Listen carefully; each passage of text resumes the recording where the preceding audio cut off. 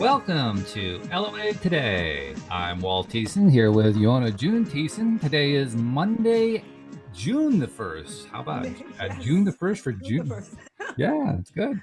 June the 1st, 2020. It is 4 p.m. New York time, wherever you are in the world. Thanks for joining us for another episode of LOA Today, your daily dose of happy. Louis D'Souza is stuck in traffic at the moment, but he's going to be joining us fairly shortly, which is a good thing, Yona, because he came up with today's topic. We really can't discuss that until Right. he gets here, Yes.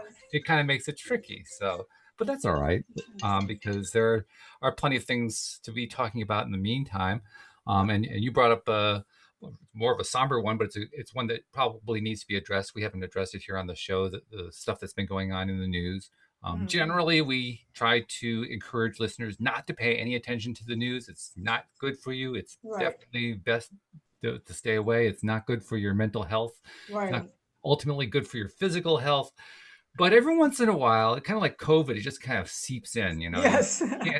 it's just unavoidable. So we have to know how to handle it, Right. How to especially for those respond. of us who are conscious creators and trying to keep our vibe high. Exactly. Yeah. We've been dealing with one thing that was, in a sense, was designed to keep our vibe low. We've been working really hard to keep it high. Now we got a second challenge coming our way. I know, right?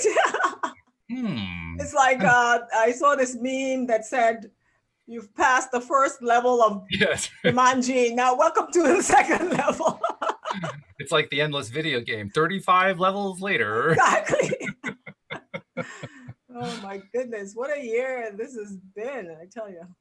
I started off the year saying that this was the year of 2020, the year of clarity. Right. Which is an obvious play on words, but I really did feel that way. Yeah. I figured a lot of stuff was going to become clear this year, and not quite in the way that I expected, but it is. It has, definitely. There's a lot of clarity coming out. Yeah, and I guess I shouldn't really be surprised, because ultimately clarity comes not just from knowing what you want, but also knowing what you don't want. Right. Yes. And we're getting a lot of that. We're getting a lot of opportunity to really see clearly, okay, you have a very clear choice here with situation X. What do you want to pick? Do you want to pick the right route, or do you want to pick the left route? Which route works for you? Yeah, that's how clarity works, right? And you get to see the whole picture, everything, what you want and what you don't want, and then you get to choose. That's right. Yeah. And that's how we ultimately regain that higher vibration place, by picking what feels best. So exactly. Let's look at it a little bit more closely. There's been a lot in the news. I don't think we need to really rehash everything that's been going on, but there's a lot of stuff going on. Basically, off an event that happened in Minneapolis with an African American who was murdered by a police officer, and with the assistance of others. And I guess I should say allegedly, because there's no formal charges have been brought yet. But well, he has been arrested. I don't know what that means. I'm not a lawyer. Yeah. So. It's always safe in this, anytime you deal with it, it's always safer to say allegedly. Right, of course. Although the whole world saw the video. I guess. Well, also, apparently, there's been a lot of people so upset that they are traveling long distances to make it clear that they're upset. And so it's kind of an escalated situation. And now there's some violent aspects to it and so forth. Yeah. I wanted to start off by mentioning something that was good that was happening out of this. I don't know if you heard about it. Flint, Michigan. Have you heard about what happened there? Yes, with the chief of police there. Wasn't that cool? It was the sheriff, but took a completely different approach to the whole thing. Yeah. He came in with a whole bunch of police in riot gear and kind of spooked the marchers. Right. And said, nope, not here to attack you at all. We're here to protect you. Yes. And the marchers started to chant, said, walk with us. So he said, sure, I'll walk with you. I'll walk with you all night. Yeah, and he put down all his gear and he was walking with them and high-fiving and selfies together. Hugging and selfies and everything. It was fantastic. And I'm optimistic that was not the only place something like that was happening, because I've seen pictures of other policemen joining the protesters. Some of them were kneeling with the protesters. Some of them were laying on the ground for 9 minutes with the protesters and everything. So that was really, really good to see. So I suspect, like you say, it's something that is happening a lot more often than we see in the news. News, of course, is designed to sell advertising. Exactly. You focus on the stuff that's most miserable. Right. But these are the untold stories. Yeah. And they're the ones, they don't just give me hope. They tell me vibration rise. I think it's Yes, really what's yes, going on this yeah, year overall. There's a big vibration rise going on. yeah, yeah. Whenever you raise vibrations, there's always fallout, Right. There's because always not going to be everybody's they're not all raising at the same level. exactly, So there's going to exactly. be variation, and oh my Right. God, you're higher, I'm lower. This is not good. Yeah, it's part of the it comes with the territory, as they That's say, right. Yeah. Yeah, but this But is I think it's good stuff. There's a lot of good stuff coming out of it. absolutely. That's how I've been feeling. I in spite of all the negative, first of all, let me say that the media is being called out for focusing on 10% of the protesters who are doing all the bad stuff Right, and making it seem like that's what everybody's doing, because that's absolutely not what's doing at right. all. There's other, thank God we have social media in addition to the mainstream media, because a lot of people on social media have been sharing a lot of good stuff that the mainstream media is refusing to share because, of course, it's not profitable for them. But they're Right. sharing, all this peaceful protest, everybody marching together. They're showing majority white people protesting across the country and across the world. And so I think that's one of the amazing things that has come out of this whole idea of solidarity and connectedness and togetherness that it has, gendered, especially among the millennials. They have definitely come out in full force and saying, we are one in support of you, and most importantly, we acknowledge the issue, right, as opposed Mhm. to denying and gaslighting.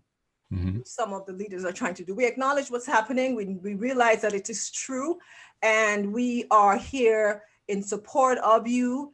And just to bring awareness to this, and I think that's what a lot of Black people in this country and across the world are actually wanting, just for people to acknowledge that this is actually happening. And because there's a lot of pain and trauma and hurt and anger, but at the end of the day, they just want to know that they're heard and that their situation is acknowledged. So I think Sure, that has been a real positive that has come out of all of I think this. everybody wants to be heard. They want to know that their messages are being heard, their cries for help are being heard, and so Right. forth. And I also, going back to the Flint, Michigan thing and others that are like that, I love the fact that people are finding ways of saying, here's what I prefer.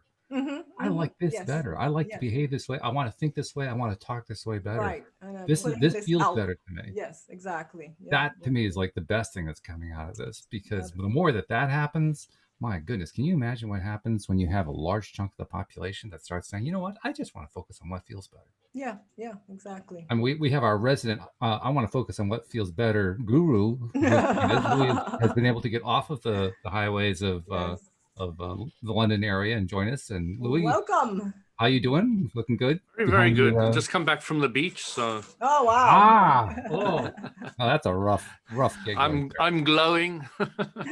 Yes, you're very red and rosy right now. I thought it was just the lighting. Who knew? I mean, I had such a great day, though. I mean, my gosh, Awesome. the weather, everything was just so perfect. It's unbelievable. Fantastic. that's a great kind of day to have. But we Kids were talking playing, about everybody happy, nice cool breeze. The sea was warm. It was really pleasant, not too hot, not cold, beautiful. Mhm. Good.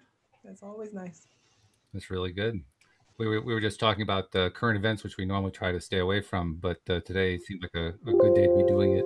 And it's a kind of a nice lead into what I had as a note for the topic for the week, which Yeah, is grace and sacredness. right. And I think it's important to talk about the sacredness of human lives in general, but in particular, Black men in America.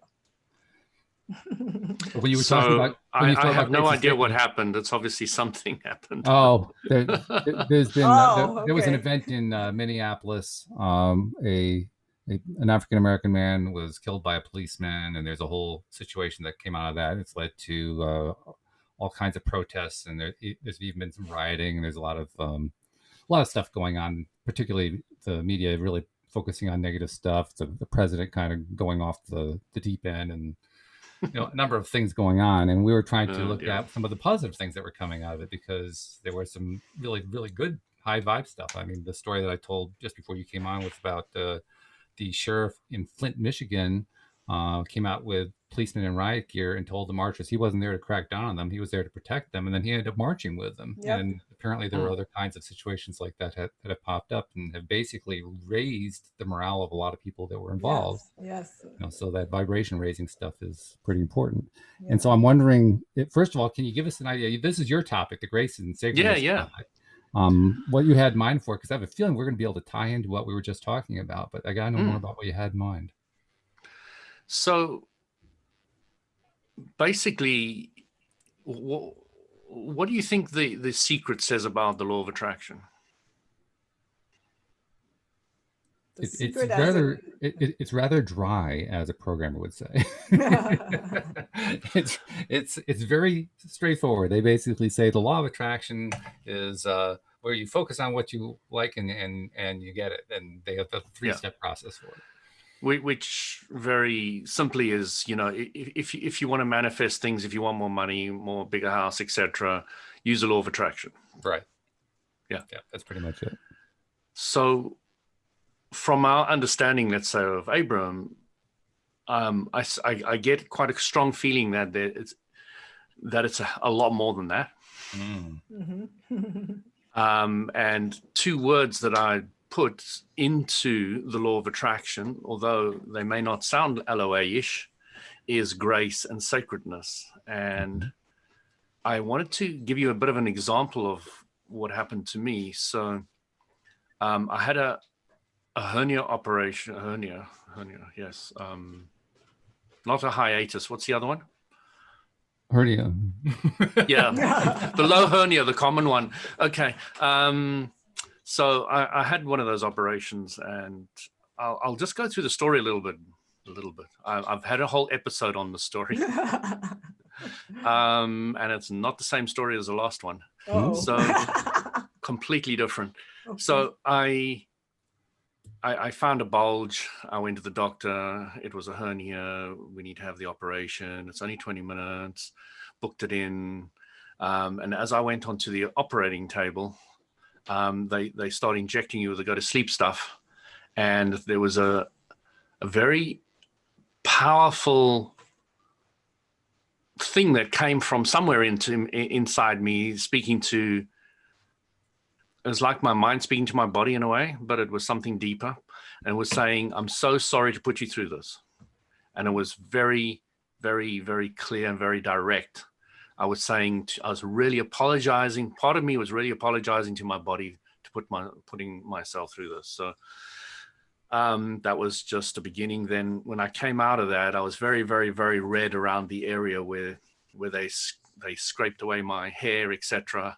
And it looks like I was allergic to whatever they put on, the alcohol or whatever.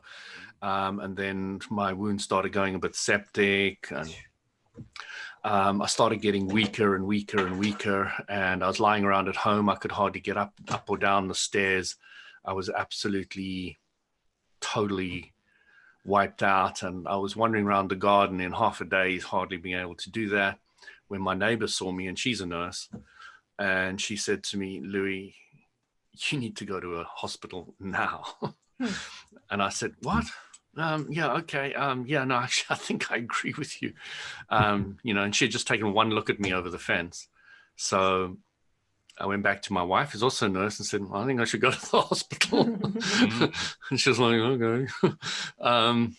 So you'll find if you got a wife for a wife that's a nurse, they're not very sympathetic as general people. They're just not. Yes. They deal with other people's stuff all day long, and they do not want it from their partner. So I go to the hospital, and I'm put in the intensive care unit where they monitor me very closely, etc., because I've got a high temperature. I can't touch anything anymore without feeling intense pain. The sensitivity in all my fingers and feet were absolutely off the scale. I couldn't eat anymore. I was getting weaker and weaker and weaker. And that hospital is a nightmare. It was called Mayday in those days, and Oh, people had my. renamed it to Mayday. Okay, so Oh, they've renamed it to Croydon University Hospital. That's how bad the name got. Why not The just call it renaming low, of the name. just call it the low vibe hospital and be done with it. I mean, come on. So I was in Mayday, and I thought I might die, and the guy next to me died, and the way he died was terrible and was handled appallingly, and there was a long conversation, but I don't want to get into all that. So I'm very, very, very weak, okay? And I started for the first time having a yogurt. I managed to eat something. And I go to the nurse. Nobody's around, my family, nobody's around. And at that time, and I said to them, I just need to get outside. I need to get outside. I was at my wit's end, you know, I could hardly get to the toilet. I could hardly stand up. I could hardly walk, but something said to me, get outside. And I didn't realize it, but it was a Sunday. I also didn't realize it that in the hospital grounds is a little chapel. And on this chapel on the Sunday, they were having a service. So I'm thinking, okay, and I'm hobbling there, and this lady comes outside, sees me, and gets me to a chair and said, do you want to go into the service? I said, no, thank you, but I'd love to sit just outside, because there was a nice bunch of trees, and, you know, there were animals foraging around, squirrels and birds and things. And I was sitting there, and I had what I would call a vision. And I was sent back into a past life where I was a crusader, something like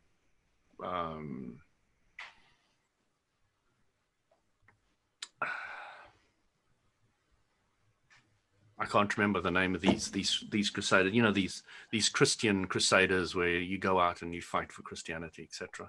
And I was not the best person, and, you know, kind of thing. I probably burnt witches at a stake or something like that. I was not the nicest person, and I'd done really, really terrible things, and blah blah blah. And it was so clear. Here was the church, and here was nature, and I had to choose between all of this and know what I was going on. And suddenly it was absolute clarity. I said, how do I heal myself? How do I get better? How do I get better? And it said to me, use all the knowledge that you've accumulated about health in your body so far, and just go for it. Just go for it. Use every little bit and pieces. And the squirrels were foraging, and they were getting stuff, and the birds were coming down and picking up seeds. I said, use everything. And it was kind of like they were showing me the way. And it was just the most amazing experience. After that, I just felt 1,000 times better, and my energy was boosted. I managed to get back to my bed successfully and happily quite quickly. And I knew I was going to start getting better. I started eating a bit more. You know, I started to get on the mend. I remember that hospital, having to clean my way to the bathroom and to the basin in a hospital. Okay. You know, so I had a shower. I started cleaning myself up. I was still very, very, very weak. And I said to my wife one day, it was probably the next day or the day after, I said to her, I'm going home today. I just know it. I just know it. And she said, what? You know, it's not going to happen. And then they said to me, no, they came to me and said, you're moving out of here. I said, yeah, I'm going to leave. I just know it. And they said, no, we're moving you to a, you know, not the intensive care, but to the lower care, whatever that is. So, and I was shocked. I said, no, I'm leaving. And she said, no, they're moving you to the other one. So I go there, and I spend half an hour to an hour there, and the doctor comes around, he sees me and all the rest of it. And I said to him, doctor, I want to leave. And he said, well, if you want to leave, just sign yourself out. So I went, signed myself out, and I was home. And for the next 5 days, and this is the point I wanted to bring up, I experienced what I now understand as the vortex. For 5 days, I was in the vortex. Wow. And, you know, I've often jokingly called myself King Louis. And I felt appalled because of the grace, the sanctity of the space that I was in, and the awe-inspiringness of it. I felt totally disgusted and embarrassed that I'd ever called myself that. There was such a sense of so much bigger than me, so much more. You can't describe it. And all these thoughts are piling into my head of things that I can do and achieve and goals. And I was just feeling like so good. You have no idea. So for these 5 days, I was in this incredibly, very, very heightened intellectual state, very great clarity of unprecedented proportion. And, you know, that sacredness which the law of attraction can draw you towards when you start tapping into the vortex is what I'm trying to portray here. And it's just something that I wanted to put across, because once you've experienced it, it's not something you can ever deny or question or be confused about again. You just feel this thing. It's like you're sitting and looking at the entire universe. You're just within awe of the entire gambit of everything that's going on. And it's, as I say, it's no other real words for it, but it's an incredibly humbling experience. And there's a feeling of peace and grace and tranquility and beauty on a level you can't really describe. So, you know, I just wanted to kind of put it in context where the law of attraction is leaning you towards when you start tapping into that vortex. It's just something I really wanted to portray or get across. It's just been important to me. Yeah, I can see why. Now, was that the first experience that you can consciously remember having that really high vibe in the vortex, feeling where you really like knew you were there? Well, I had no idea it was called the vortex or this was anything to do with my vortex. And because of that, I missed out on treasures, all those ideas that came to me, because when ideas come to you from the vortex, they're achievable. Okay. And I didn't write them all down. I only got glimpses and bits and pieces afterwards because I was very, very weak. Don't forget. I was thinking I've gone, you know, I'm not here anymore. So I'm in that incredible place where you're vulnerable to an umpth degree. Okay. You know, you talk about vulnerable, but you have no idea until you kind of hit this thing where, you know, you just have to give up everything, absolutely everything, and experience this. So, yeah, it's difficult to describe, but I wanted to kind of get people to understand when they're starting to tap into their vortex, what they possibly will start achieving and experiencing. So, looking back on it, what was your number one emotional feeling associated with it? I think reverence and awe. Okay.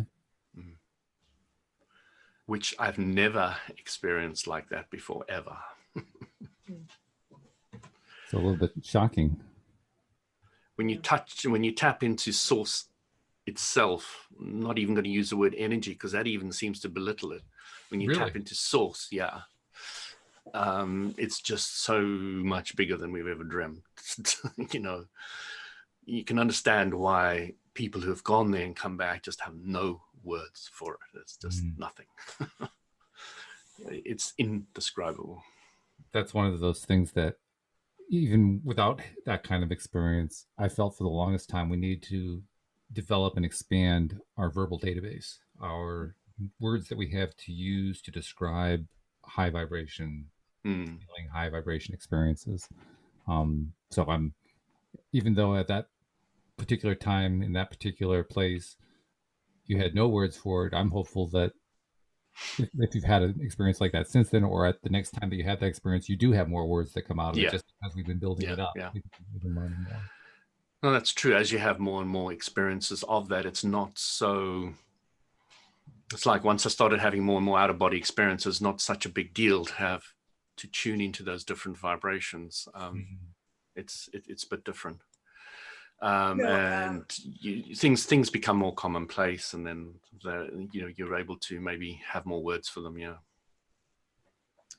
I wanted to say that listening to Louis' story and hearing Walt's comment. It reminded me of a conversation that Walt and I had some time ago, where you were surprised that my religious experience had a very strong, common emotional aspect to it. Okay. Remember that, Walt? I don't, but that's all right. Okay. Tell the No, story anyway. I maybe I'll remember it at that point. yeah. No, we were talking because we were talking about emotions, and I was telling you that growing up in the church, especially in the Black church, there's a major emotional component to the service, to the worship, Sure. And you were like, it's very visible in your singing. You can really exactly, feel the right. emotion. You can And that's absolutely why feel I was going to say that the music is one of the tools that they use. But although there are, of course, instances where it's exaggerated, but the thing was, I can't say I've experienced what Louis experienced as far as being in the vortex that deep, but I have had experiences where I was in awe of something beyond yourself. Exactly. I have experienced that. And in the Black church, they have this thing where people say that in the Black church they tend to focus on that as with not enough focus on theory and doctrine and cognitive understanding, whereas in the white church, and I'm generalizing here, there's the opposite. And I think you're very accurate. Yeah, right. Yes. As a white. Right. So there's this dichotomy where in the white church it's very, about the doctrine and the understanding and the cognitive, and everything's quiet and still. And you guys that are really in tune with the other side of it think, what are you arguing about? That's like, come on, guys, get it out of your head. Get out of your head, get into your heart. Exactly. Yes, that's exactly how I felt. I was like, oh, what? You're missing the whole point. Attending one of these services, and at the end I was like, that's it? I felt nothing. But yeah, you felt bad because you were going to go to hell. Well, that's a whole nother issue. That's another story. That was the church down the street. But yeah, there was very much for me growing up that you occasionally you would touch that awe, that sacred, that like you said, there's a very limited no real words, word to describe it, but yeah, you do experience that, and yeah, it's kind of strange sometimes. I mean, even now when I listen to some of the music that I listened to growing up, some of the hymns and the gospel music and stuff, I can be taken there, and yeah, it's very very interesting. I wanted to finish my story off a little bit, Sure. because the rest of it is quite fun. So 3 months later, I went for a checkup. I'd obviously started mending and all the rest of it, especially after those 5 days. Everything started getting a lot better, but still slow. After 3 months, I was only just at that point. Now, during the last month, I'd been looking for jobs, IT jobs, and I was going for interviews and all the rest of it. Nothing was panning out. Nothing. And I was just like shaking my head. I've been out for so long already. A gap in the IT industry is not great, and all the rest of it. And I go to the Mayday, and I'm sitting there, and I know the first thing is I park my car, and as I park my car, a lady comes up to me and says, "Oh, would you like my parking ticket? It's still got quite a bit of time on it, so you don't have to buy one." And I said, "Sure, thank you. That's very kind of you." So I put on my dashboard. I went in to sit down, and I waited, and eventually the doctor saw me, and something triggered to me, because I was telling the doctor this whole story, and he was like, hope he doesn't sue me, look on his face. But his name was fascinating. His name was Distemple. Oh my. this temple, the Wow. temple. Mm. And I was like, oh my gosh, I didn't realize this before he operated me and all the rest, but his name was the temple. Mm. And I was like, you know, and that big thing inside me which said, I'm so sorry, my body, that I'm putting you through this temple. Yes, yes. And I was like, oh, wow, this is just amazing. And I was like, light bulbs going on. I was saying to him, oh, don't worry. This is the most incredible experience that's ever happened to me in my life. And he's like, what's this guy talking about? I said, no, don't worry. I'm not going to sue anybody or do anything. You know, this is a brilliant, amazing experience. It's like, I didn't tell him everything, of course. So I'm suddenly coming out of there and I'm thinking, oh my gosh, I'm worried about the ticket because I never looked what time was on it. So I might have a parking fine. So I go back to my car, move straight to the ticket, pick it up, and I look at the time on it, and it's exactly to the second the time on my car. I was like, oh my God. And then driving home from there to home, I get the mobile phone call. Hey, you've got a job. Wow. Ding, ding, ding, ding. Everything happening. Yeah. That's a great You know, feeling. most an amazing experience. And this is another interesting aspect. A hernia by Louise Hay is ruptured relationships. Mm. So as soon as I made something said to me right in the beginning, before I had an operation or anything, something said to me, go check Louise Hay's book on hernia. Yeah. And I just had 2 ruptured relationships. One was with a friend of mine in Scotland, whose husband was supposed to do up one of my properties up there. And he just stopped and he stole my money. And so I was trying to speak to his wife, my friend, you know, what's going on here? Can we sort it out? And she cut me off and then he broke up with her a few months later, and he found that out much later. But Oh my gosh. the whole thing was very complicated. But I had a ruptured relationship with her, and I had a ruptured relationship with my sister. So, you know, then I realized why I had the hernia, and it all tied together. And it was really, really very interesting story. If you listen to the episode where I explained it, it's very clear and very well done. Yeah. This is a very summarized version. Yeah. And it's an amazing experience, or a series of experiences, really. I mean, it's almost doing it in injustice. It took about a year to go through all the experiences from beginning to end and to see all the bits and pieces of it. Yeah. I would say it's probably fair to say it was life-changing. Oh, totally. Yeah.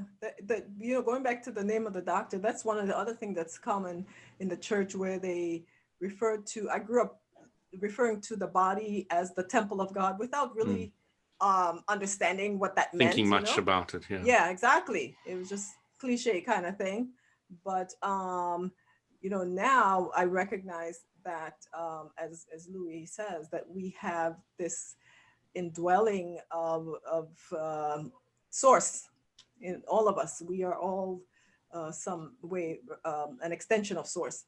And the other thing was, you know, going back to Louise Hay, and it ties in with that book that Josephine had mentioned about the emotion code, where they talk about all these diseases are a manifestation of some kind of blocked energy in one of your organs or body part, and it, you know, if not dealt with, can cause things like the rupture and those kinds of issues. Hey, Josie actually asked a question. She says, and she asked it specifically of you, have you done any research on music, the mind, and the heart? Yes. There's a whole area of music therapy, right? Because, you know, music is one of those forms of energies that fascinatingly enough is able to, and we've probably heard this before, bypass the conscious mind, go straight to the subconscious, right? So they've been using music for all kinds of things. Lately, they've been using it for people, elderly in the nursing homes, to deal with dementia and Alzheimer's and all that kind of stuff. They also use it to help autistic children, you know, because a lot of them when they can't communicate or relate or understand anything, they are drawn to music, or either listening to the music or playing the music actually has shown a lot of benefits in the research. So they're trying to find way, unfortunately in our schools, whenever there's a budget crunch, that's the first thing that gets cut and so on, but yeah, music Interesting therapy that is. you mentioned autism too, Mhm. because on the autism spectrum, there are a number of different levels of it and so forth. In Right. fact, co-hosts Alex King and Dan Gaynor are both Asperger's, so Okay. they're both on the spectrum. And Alex made a comment to me sometime last summer. It was at a point where I had a huge buildup of wax in my ears, so I had gotten my ears cleaned out by an ear doctor, and was just blown away. Most of the buildup had been in my left ear. Hmm. The moment he took it out, I was blown away at how loud stuff got.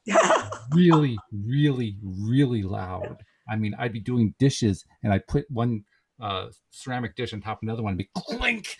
It'd be really, really loud. And I Right. described that to Alex one time. She said, "Welcome to my world. That's what it's like to have Asperger's." Yes. Yes. And it made me wonder, is Asperger's something similar to the experience that you were describing, Louis, where you have this almost Heightened overwhelming, sensitivity.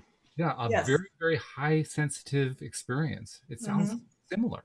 Yeah. Well, I think it really is, because what it's doing is, when you're tapping into source energy, you're getting this huge direct experience of that power that creates worlds. So, it is a lot. It's big, Mhm. and you're now tuning into that frequency. And the challenge that people have is they feel that they can't deal with that. Mhm. But one of the things that the distinction that should be made is that with Asperger's, and of course, there's a spectrum, there is a heightened sensitivity to a lot of these, what we would call material stimuli in the material physical world. Mhm. And but not so much on the emotional level, because one of the challenges for Asperger's is that they struggle with understanding emotions. They actually struggle with that. That's one of the biggest challenges. Whereas what Louis is talking about, there is a more awareness of, yes, your physical surrounding and the sounds and the light and stuff, but there's something else you are aware of, something in the immaterial or the non-physical world that you become aware of as well. So there's a little bit of a distinction there. Well, I'm going to take a wild guess because I'm not sure how Alex would respond, but I'm going to kind of intuit what I think she might Yeah. say. Mhm. And I'm going to suggest that she would say it's not that you don't feel the emotion, it's that the emotion is overwhelming. Yeah. Well, Too much to handle. Right, exactly. So it is too much to handle. But what happens with the Asperger's, most of them, they don't know how to respond. They don't know. It's overwhelming, and they'll either go crazy, react, or just shut down in a world. Whereas with Fight or flight. with the spiritual experience, it's more like kind of like an outer body, like you're almost watching yourself going through this a little bit. I mean, I'm sure there are exceptions, and maybe Alex is having both. I She's wouldn't be having both surprised. the Asperger's as well as I'm not surprised by anything Alex the tells me. vortex, right? Exactly. But for most of the children, especially who are on the spectrum, it's a major challenge for them. Well, probably more of a challenge for the parents trying to Yes, deal with the yes, children. yes, because they bring all the issues to the forefront. Oh, of And course. that, Yeah. yes. So Abram's statement about sensitive people is very interesting, because Abram says that if you're very sensitive, you've got a very strong connection to source. And that's not to be poo-pooed. A lot of us would want a stronger connection with source. Yeah. Sure. But it's this inability to kind of know what to do with this connection, because life in general doesn't teach you that you should or could or would have a strong connection with source and what to Yes. do with it. Well, we just, we normally don't have it, so we don't have any books on it, and we don't really know what to say about it. So Yeah. go away. And it's really bad in that not only do we not know how to deal with it, so we don't teach these children who have these challenges how to deal with it, but it's almost stigmatized, right? You know, there are Taboo, stories yeah. of children who are labeled crazy, schizophrenic, or some kind of mental illness, and all ADHD or one other label right, or and another. they Yeah. try to medicate them, and it just makes it worse, you know. Yeah. So I think it was also the case that we could learn more from them too. Exactly.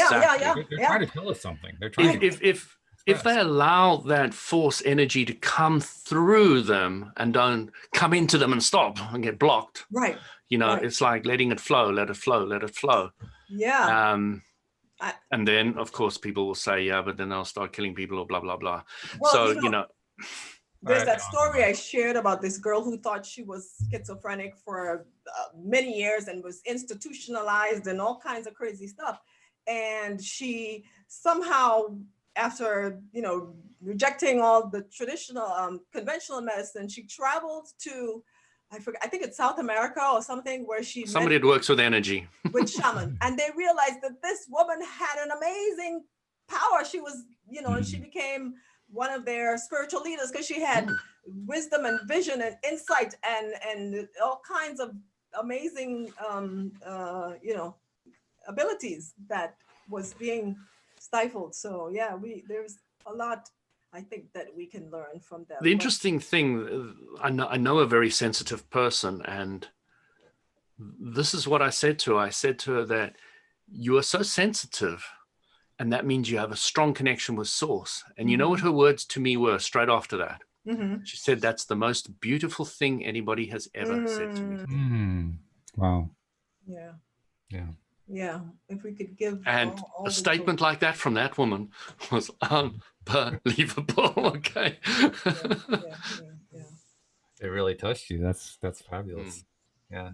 I do think there's a lot we have to learn from people who have these. I won't even think of them as conditions or whatever. I could consider them special abilities. Yes. Special abilities, nice way of looking at it. Yeah. I've always maintained that. In fact, there's a push to relabel them from disabled. What you don't want labels to what you do want labels. To differently abled. Some of the psychiatrists and psychologists who work with these kids are wanting us to use the term differently abled as opposed to disabled. But yeah, I think there's a lot. That whole disabled stuff needs to go out the window, no doubt.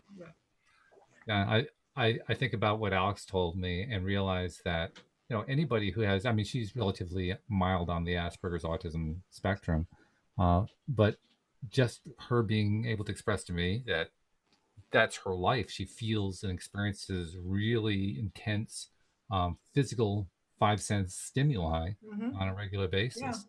Like, wow, that there's information in there. Yeah, and absolutely. Information that I may not even totally grasp yet, but I did have that one experience, and that one experience gave me a clue. Like, I don't know how I could express to somebody else how loud those sounds were, other than to say it was like having an amplifier on everything in the room, so that the volume was up at 10.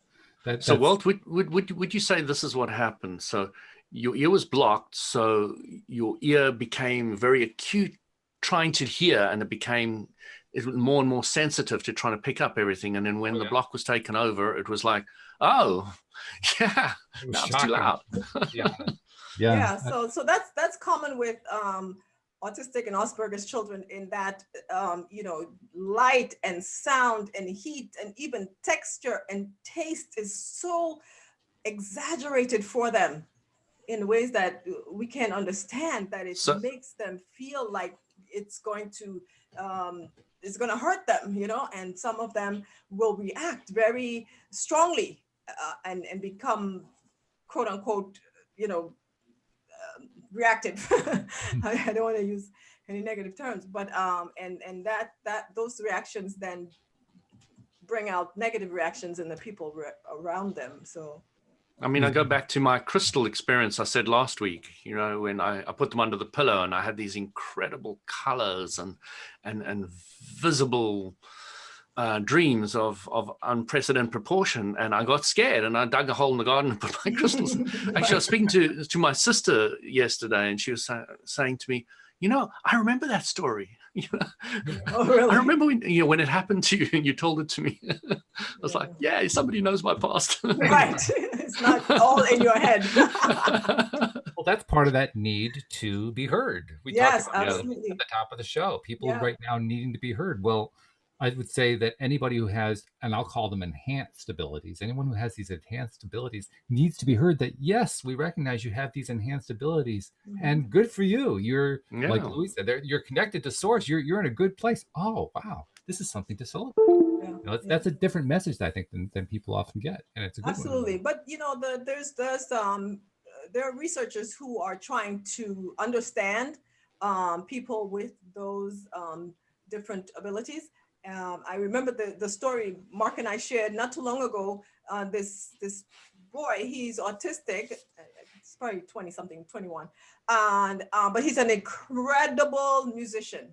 Right? He can play anything, jazz, classical. I mean, just by listening.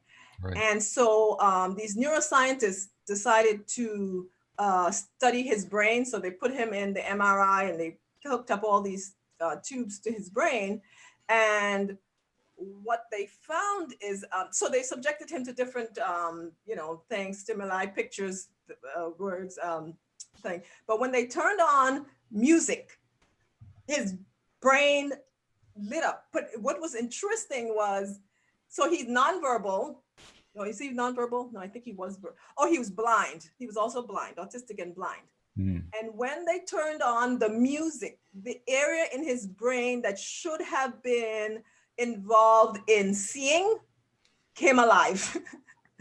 So he's using that part of his brain that should be dedicated to sight and interpreting what you see to interpret music. So in other words, he can actually see music, and it was so incredibly amazing.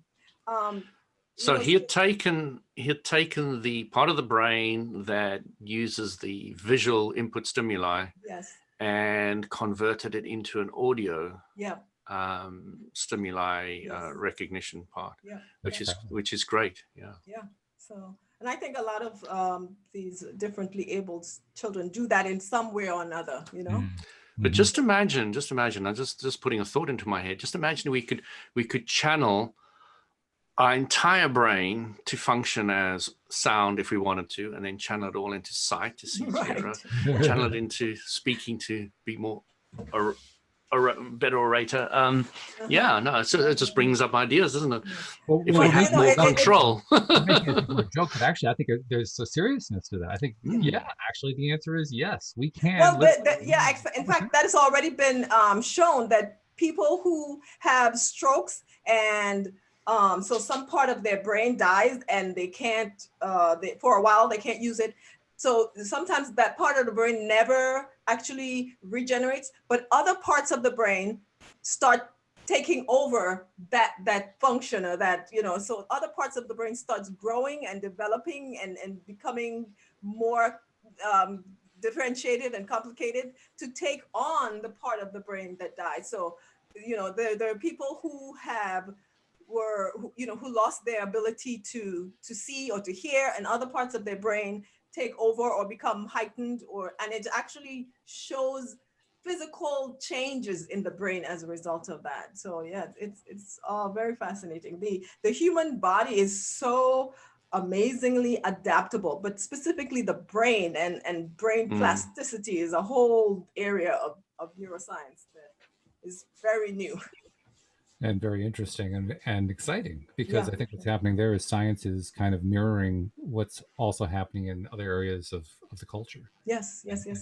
Recognizing that there's something else going on here, and the rest of the culture is recognizing, oh, look, they're looking at the thing that we're all seeing that we're experiencing here. There's like a not dual, but there's a mutual experience going on there. Which is cool. I want to say before the show ends that you know, as far as recognizing things, you know, you all mentioned that 2020 was the year of clarity, And it's amazing how, just like with Louis' experience that started off with this horrible hernia and hospitalized in Mayday or Mayday, you know, that Croydon University I Hospital. know, right? Croydon University Hospital.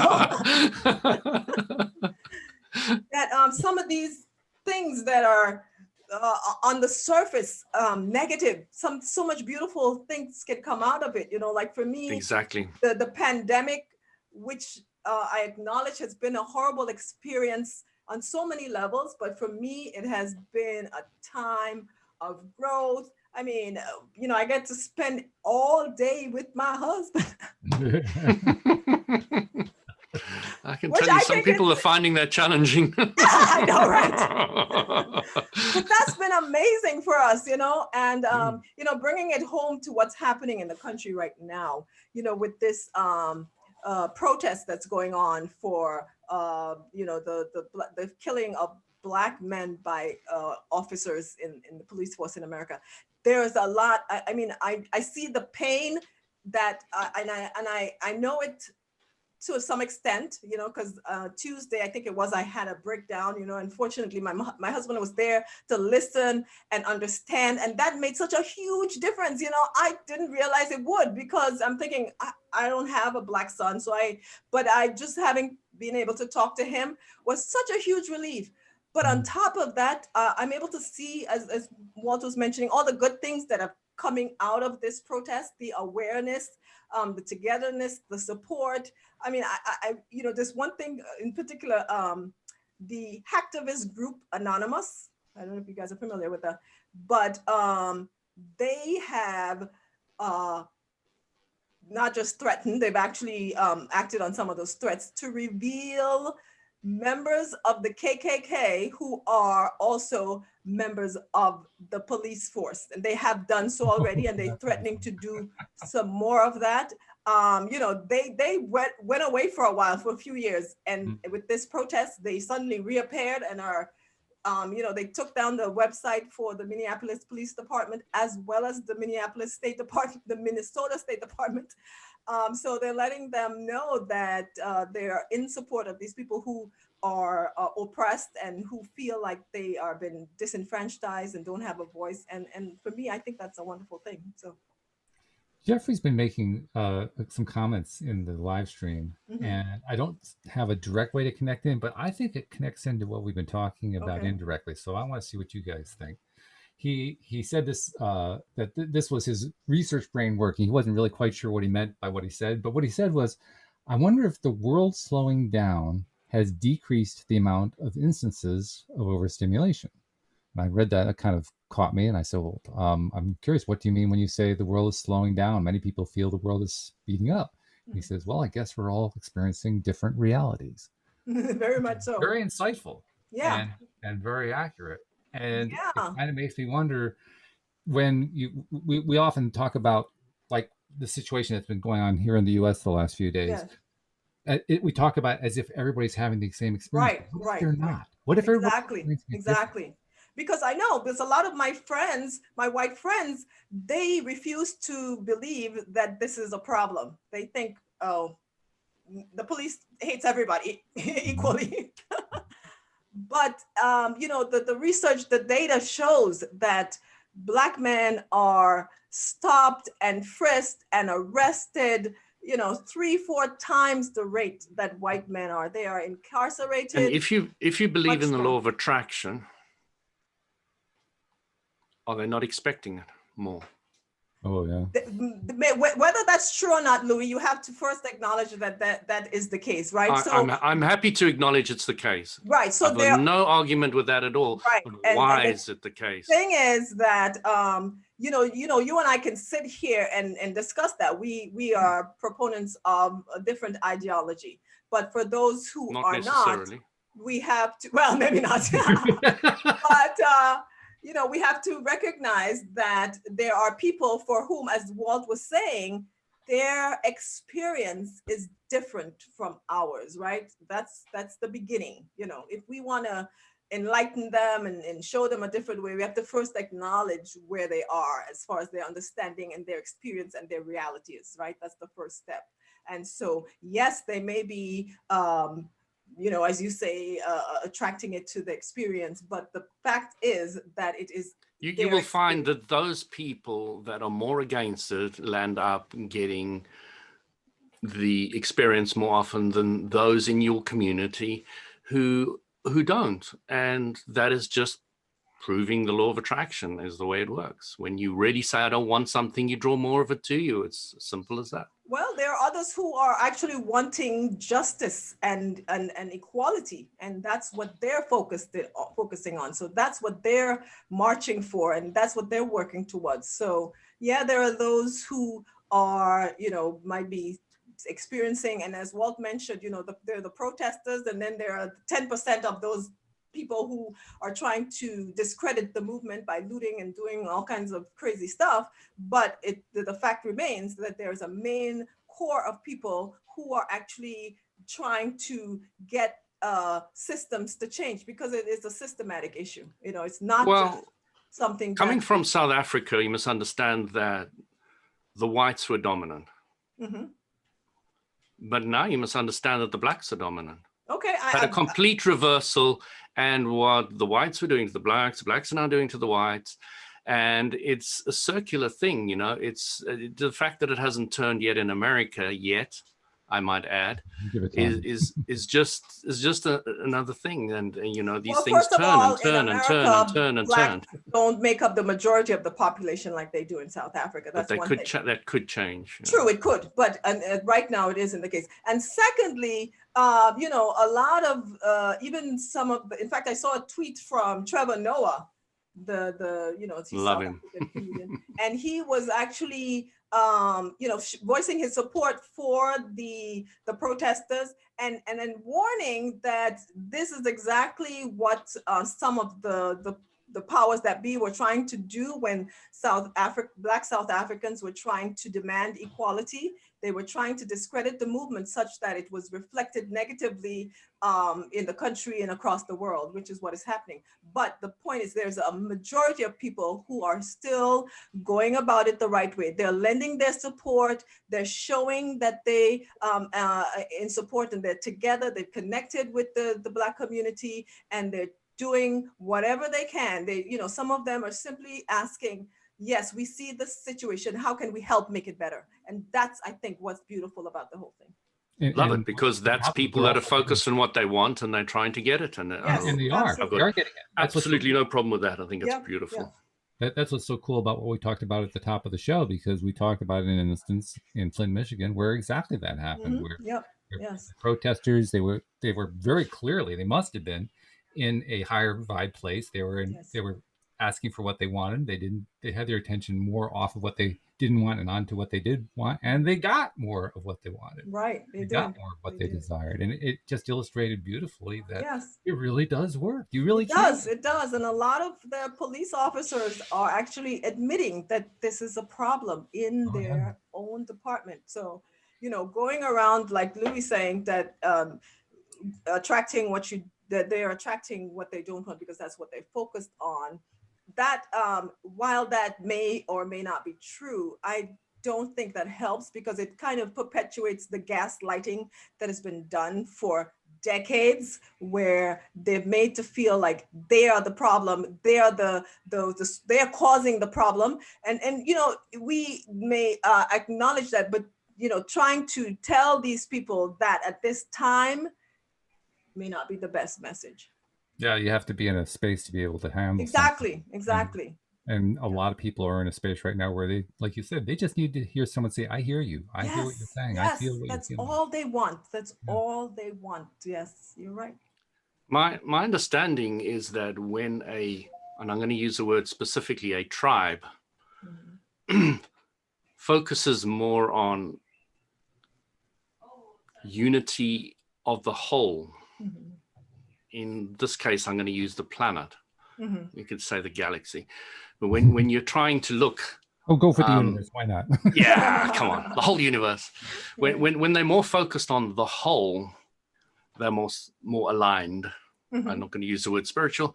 They're more aligned. And when they focus more on individuals, then they're more out of alignment. Mm-hmm. So, Well, this is definitely now we are focusing as a whole, because you got the whole country mobilized. You have the other parts of the world. You have other countries and cities where people. I mean, I'm seeing London and Berlin and Iran, and all these people are uniting and saying, yes, we see and we understand the plight of African Americans, and we join with them. Clarity is a very high vibration place, as we've talked about before. And Louis has made it pretty clear that grace and sacredness are two other words that help describe that high vibration place.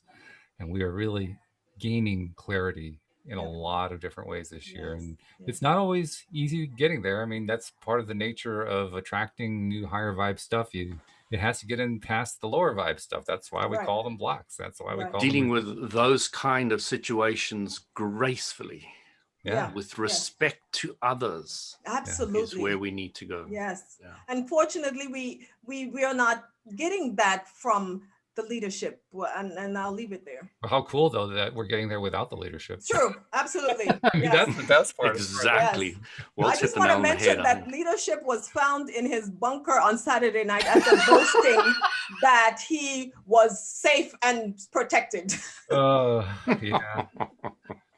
That was an interesting article. That was hilarious, I think, but that's a whole nother. As opposed to Gandhi, who walks out in the streets. Right, exactly. Right. No clothes on. We're telling him to go out there and meet with them, talk with them, find out what they want, and try to appease. Instead, he tried to stir things up and call his base to come and counter protest, which. Or as the sheriff from Flint, Michigan said, "Sure, I'll walk with you all night." Right, exactly. Yes, how beautiful that was. That was amazing. Yeah. Yeah, and fortunately that has been. I feel so out of it. I have no idea what you guys are on about. I can just pick up pieces. The story. Because I just don't watch the news. Yeah. Well, but that's a beautiful story about the Flint, Michigan.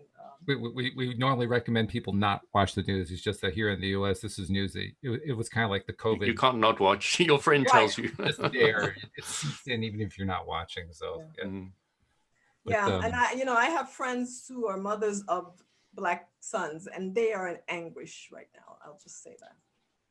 Well, fortunately, there are people who are climbing out of the anguish and choosing the better feeling thoughts. You know what? Absolutely. I'm thinking that's going to start kind of influencing other people. Yes. Ones who are ready for it, obviously. Yes. Yeah, and that's a good thing. That's I'm trying to do my part as far as that is concerned, as much as I can. So stay in that happy place, guys. That's right.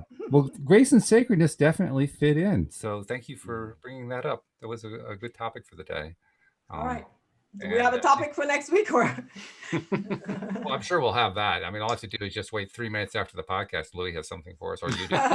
That's true. I can always come up with a topic. Between the two of you, I never worry about Mondays. I mean, it's just not. We really don't need a topic. We'll make one. we got this covered. Invented as we go along. Yeah, well, maybe thank you much, Louis guys. has some more Mayday stories. No, the proper name is May Die. May Die. What is it? What's it? The right? Croydon University Hospital. Yeah, Paul, remember that when you described this video that you say Croydon. I think I'll skip that on my tour of Europe. But thank you much, guys. Thank you, live streamers. Thank you to our podcast listeners as well. We'll see you all next time here on LOA Today. Goodbye, everybody. Okay. Goodbye. And fortunately, I've scheduled my sessions to 5:15, so I have 2 minutes. See you guys next week. Bye-bye. Bye.